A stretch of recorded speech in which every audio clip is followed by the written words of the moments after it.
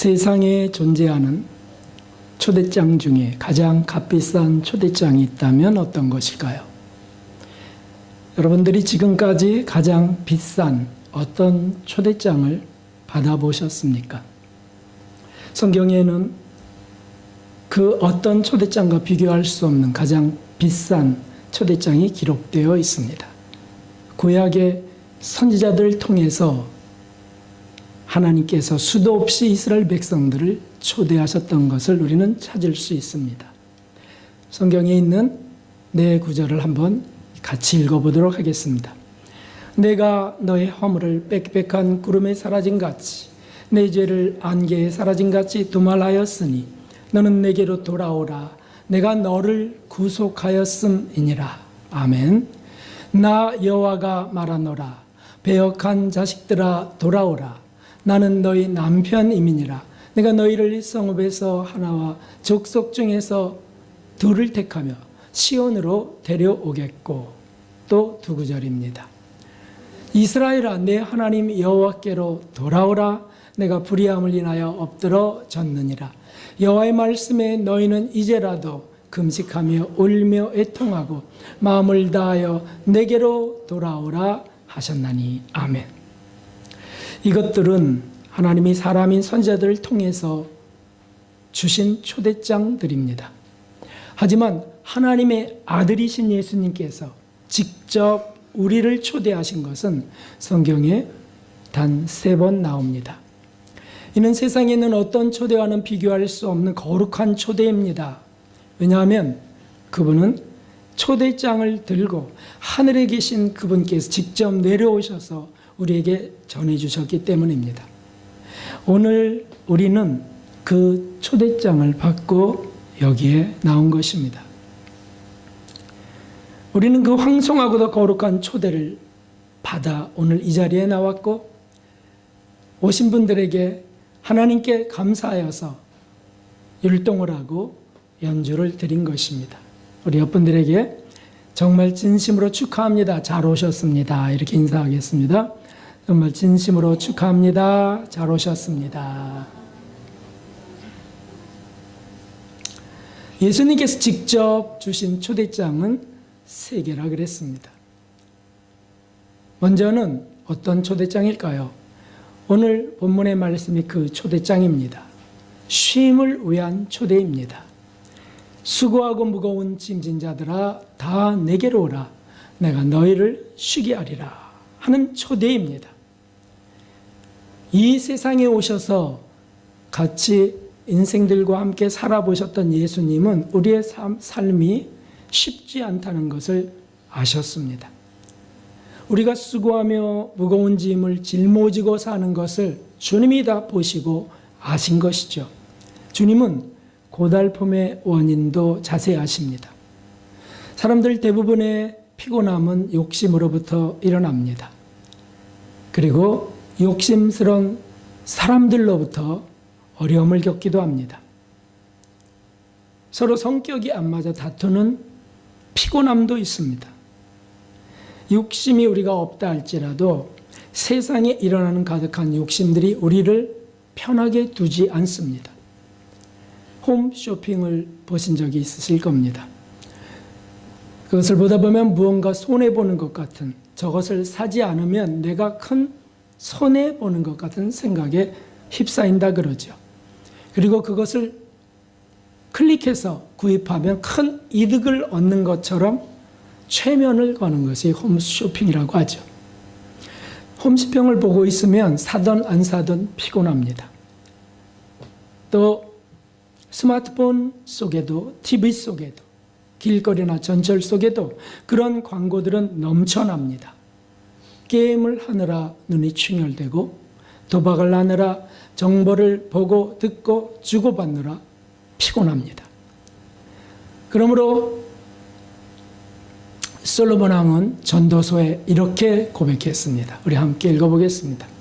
만물의 피곤함을 사람이 말로 다 할 수 없나니 눈은 보아도 족함이 없고 귀는 들어도 차지 아니하는도다.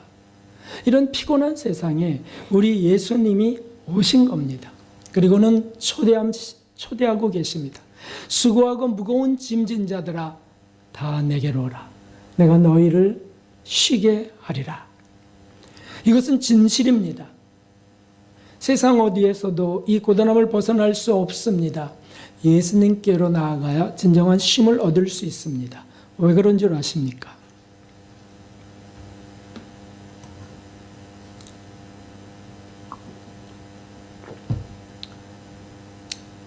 상담을 받고 싶었던 때가 있을 겁니다. 정말 이 문제를 해결할 수 없어. 나는 정말 인생이 너무 고달파. 누구에게 이 말을 해야 될지, 누가 날 이해해 줄지, 어디서 찾아야 되나.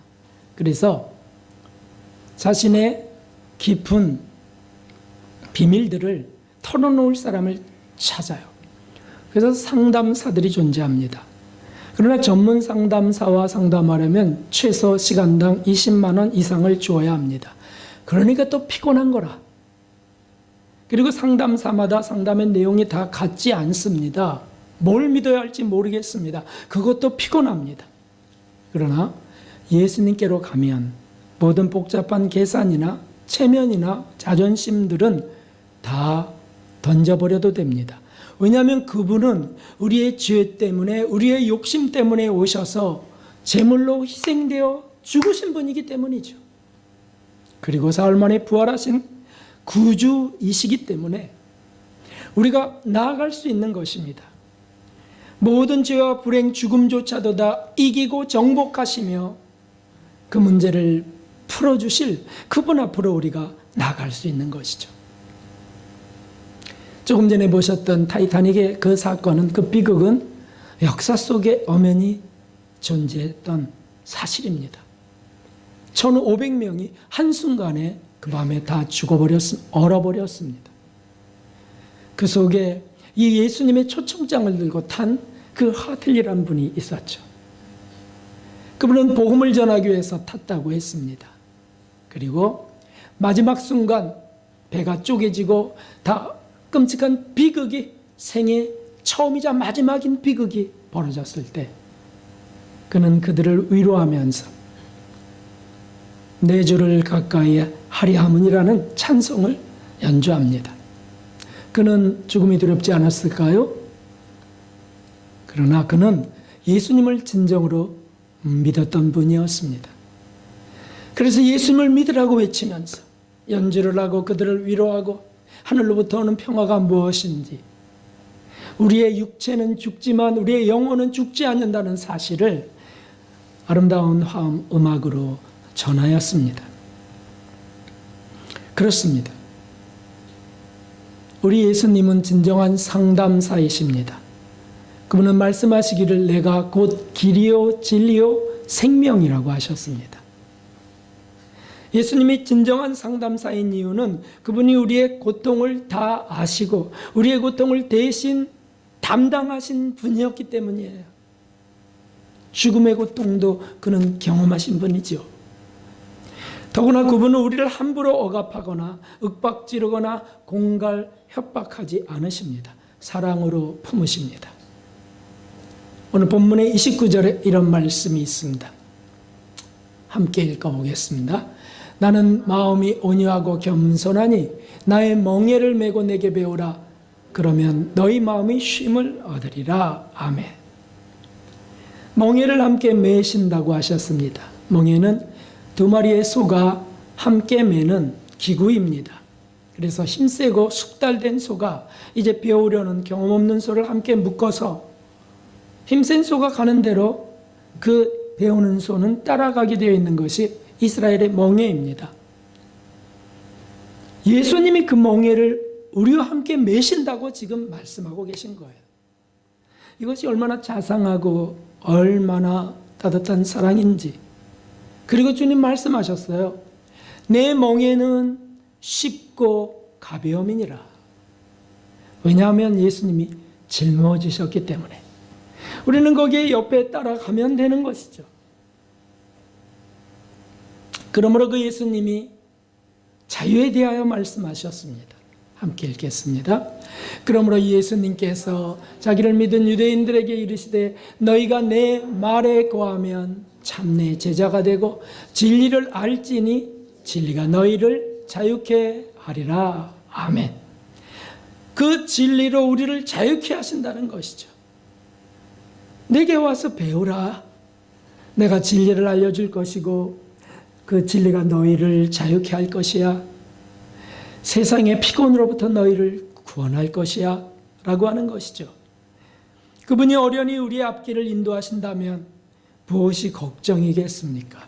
이것은 공상이 아닙니다. 실제입니다. 우리 주변에 진짜 행복한 이들을 찾으실 수 있습니까? 만일 찾았다면 그분에게 이러한 자유가 있는 분일 겁니다. 가진 소유로 누리는 환경으로가 아니고 내면으로부터 영혼으로부터 정말 행복한 분이 있다면 그분은 진짜 크리스찬일 겁니다. 어떤 권사님이 동창들과 함께 해외여행을 가셨답니다. 그런데 해외여행에서 이제 쉬는 시간에 노래를 하고 하는 그러한 시간에 그분은 성인이 한 신앙 고백의 찬양을 드렸답니다. 저도 그래서 그 동영상을 보내주셔서 들었습니다. 어떤 찬양이었냐면 이런 가사였습니다. 아무것도 너를 슬프게 하지 말며 아무것도 너를 혼란케 하지 말지니 모든 것은 다 지나가는 것, 다 지나가는 것. 오 하나님은 불변하시니 인내함이 다 이기느니라.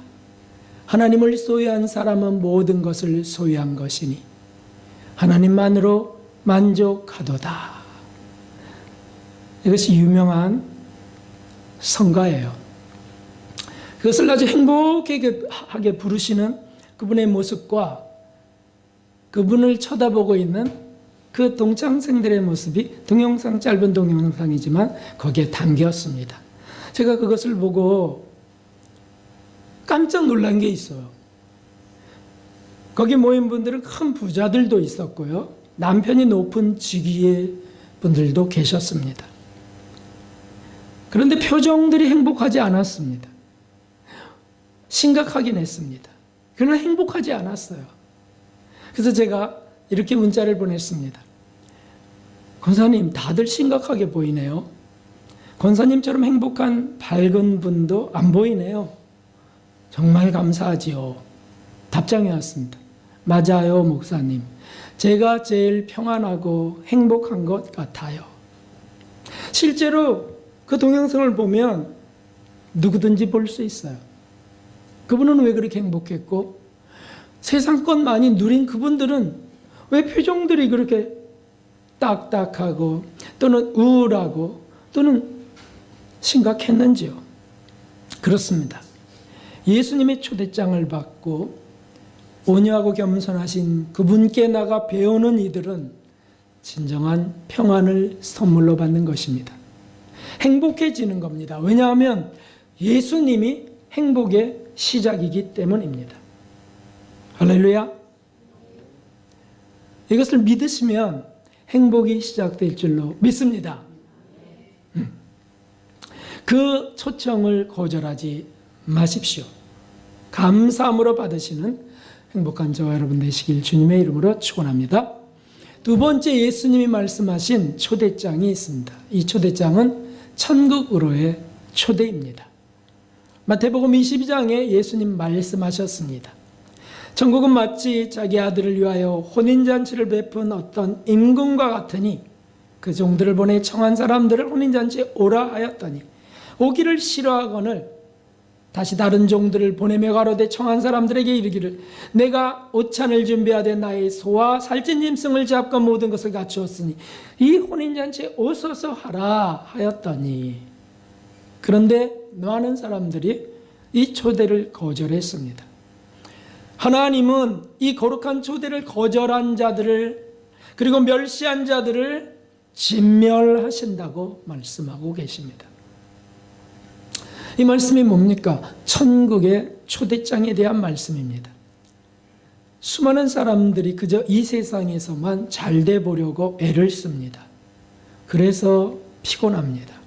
어떻게든 손해보지 않고 더 많은 이득을 얻으려고 길을 씁니다. 그러나 죽으면 어떻게 될까요? 열심히 살아 부자가 된 어떤 사람이 있었습니다. 예수님이 그에게 말씀하셨습니다. 부자가 됐어요. 그러나 말씀하셨습니다. 내가 내 영혼에게 이르되 영혼아 여러 해 쓸 물건을 많이 쌓아두었으니 이제 평안히 쉬고 먹고 마시고 즐거워하지 하리라. 사실 이것은 모든 세상 사람들이 구하는 로망 아닌가요? 로또 복권에 당첨돼서 평생을 먹고 마시고 아무 일도 안 하고 쉬고 놀며 살 것, 이런 것들이 꿈이에요. 이제 즐거워할 거야. 난 성공했어. 평생 도로 써도 다 못 쓸 돈을 나는 이제 저축했어. 그때 하나님이 이르시되 어리석은 자여 오늘 밤에 내 영혼을 도로 찾으리니 그러면 내 예비한 것이 네 것이 되겠느냐. 자기를 위하여 재물을 쌓아두고 하나님께 대하여 부여치 못한 자가 이와 같으리라. 아멘. 정말 어리석은 일이 이것입니다. 이제 잠시 뒤에 죽음이 찾아올 것입니다. 하나님이 심판대 앞에 설 것입니다. 그런데 그때도 과연 행복할 수 있을까요? 그때도 성공할 수 있을까요? 이 짧은 생애 동안 영원한 나라를 준비하며 산 분들이 진짜 성공한 분들입니다. 그 하틀리, 그 바이올린 주자처럼 말이죠. 주님은 분명히 약속하셨습니다. 저희가 다시 줄이지도 아니하며 목마르지도 아니하고 해나 아무 뜨거운 기온에 상하지도 아니할지니 이는 보좌 가운데 계신 어린 양이 저희의 목자가 되사 생명수 샘으로 인도하시고 하나님께서 저희 눈에서 모든 눈물을 씻어주실 것임이리라. 아멘. 그렇습니다, 여러분. 우리가 좀 더 멀리 볼 수 있다면 행복은 좀 더 가까이 올 것입니다. 우리가 눈을 들어 영의 눈을 떠서 하늘을 바라볼 수 있다면 이 땅에 우리의 삶은 보다 더 풍요로워질 것입니다. 미운 사람이 없는 그 자는 부자라고 최춘선 할아버지는 말씀했습니다. 지하철의 전도자였던 그분, 죽도록 복음을 전하고 결국 지하철 속에서 그는 죽어갔지만 그러나 그는 행복했어요. 그의 행복은 세상 그 어떤 것으로 줄 수 없는 행복이요 평화요 자유였습니다. 주님은 말씀하셨습니다. 보라, 내가 속히 오리니 나의 말을 지키는 자가 복이 있으리라. 내가 그 모든 것을 갚아주리라. 아멘. 이것이 바로 천국의 초청장에 기록되어 있는 내용입니다. 천국의 초청장을 거절하지 마십시오. 그분의 말씀을 쫓아 영복의 잔치를 준비해가는 이 땅에서도 행복한 분들 되시길 주님의 이름으로 축원합니다. 마지막으로 세 번째 초청장이 있습니다. 그것은 생명으로의 초대입니다. 우리 함께 읽어보도록 하겠습니다. 계시록 22장 17절. 성령과 신부가 말씀하시기를 오라 하시는도다. 듣는 자도 오라 할 것이요 목마른 자도 올 것이요 또 원하는 자는 값없이 생명수를 받으라 하시더라. 아멘. 여기서 신부는 새 예루살렘 성에 들어갈 예수님의 신부를 말합니다. 하나님은 예수님을 쫓아서 그분의 말씀과 그분의 인격의 빛을 본받아 정결하게 되신 분들을 만드셨습니다. 이분들이 예수님의 신부들이에요. 성령과 하나님의 신 성령과 그 신부들이 다시 초대하고 있는 게 이 계시록 22장의 말씀입니다. 이것은 생명으로의 초대입니다. 다시 말해 생명의 하빌로의 초대입니다.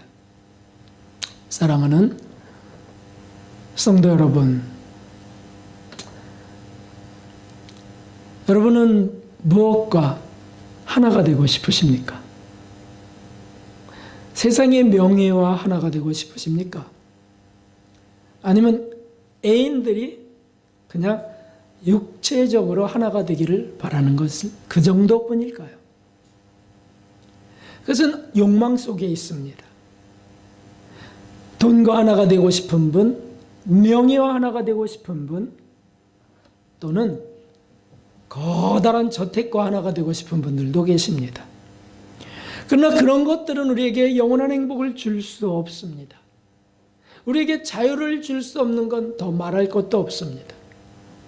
애인을 소유하면 행복해질까요?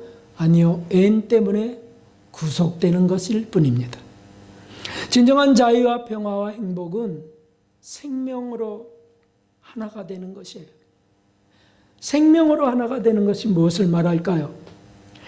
하나님과 하나가 되는 것, 예수님과 하나가 되는 것, 과연 그런 게 실제로 이루어질까? 있습니다, 여러분. 베드로후서 1장 4절에 말씀하셨습니다. 함께 읽어봅시다. 이로써 그 보배롭고 지극히 큰 약속을 우리에게 주사 이 약속으로 말미암아 너희로 정욕을 인하여 세상에서 썩어질 것을 피하여 신의 성품에 참여하는 자가 되게 하려 하셨으니. 아멘. 하나님의 성품과 우리가 하나가 되도록 우리 인격이 하나님의 성품에 참여되게 하시는 그 은혜를 약속하고 계십니다. 이것은 우리를 정결케 하시고 우리 속의 죄들을 제거하신 뒤에 부으시는 생명이에요. 생명으로 가득 채우시는 것이 하나님의 뜻입니다. 성경이 저렇게 되어 있다 할지라도 정말 저렇게 될 수 있을까 의문이 생길 수 있습니다. 그래서 마지막으로 한 부인을 소개하면서 그 실제 이루어진 것들이 어떤 것인지 전하며 마치려 합니다. 이분은 지금으로부터 300여 년 전에 프랑스에서 험한 생애를 살아가신 잔느 기용이라는 분입니다. 16세에 결혼했습니다. 미모가 출중했고 똑똑했기 때문에 그가 더 이상 크도록 세상이 가만두지 않았어요.